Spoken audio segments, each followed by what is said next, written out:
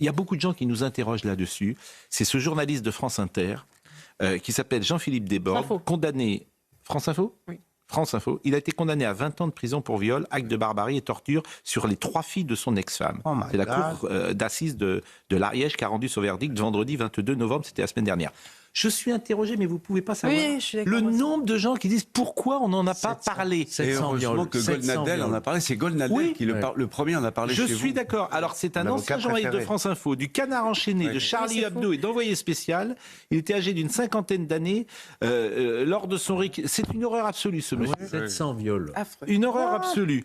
Lors de son réquisitoire, le procureur de la République a décrit Jean-Philippe Desbordes comme un personnage déroutant, manipulateur, despotique, narcissique, très intelligent avec une haute opinion de lui-même. L'aîné des 3 filles a déclaré « Il pouvait me consommer comme il en avait envie. Il avait décidé que je devais lui faire une fellation matin et soir tous les jours. Le midi aussi quand je n'avais pas école. Il aimait quand c'était douloureux pour moi. Je vomissais. » La jeune femme estime avoir été violée à près de 700 reprises. Et tout le monde me dit à juste titre,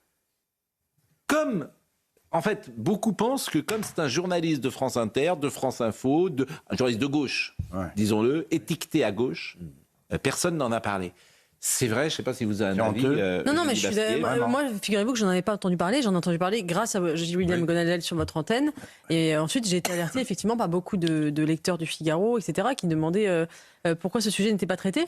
Et effectivement, ça montre bien que l'information n'est jamais neutre, qu'il y a toujours des choix qui sont faits dans les sujets qu'on traite ou qu'on ne traite pas. Et qu'il n'y a jamais d'objectivité totale. Et on passe beaucoup de temps sur le procès de Gisèle Pelicot, qui évidemment est une femme admirable et effectivement dit quelque chose de notre société profondément. Et l'écho que prend ce procès, effectivement, prend énormément de place dans la société parce qu'il répond à quelque chose. Effectivement, il fait écho. Mais on oublie à côté d'autres sujets. Non, mais s'il avait été journaliste du Figaro ou de Valeurs Actuelles ou de CNews...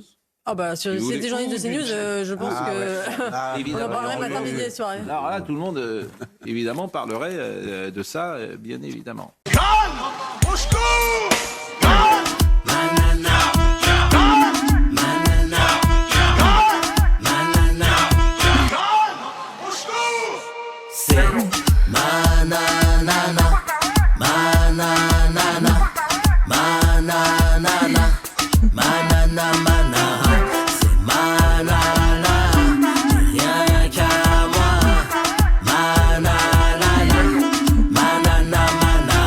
La chanson de l'été, Nana Manara de Nicolas Malone sur Spotify, iTunes, et bien sûr Deezer pour bouger, danser, se remuer.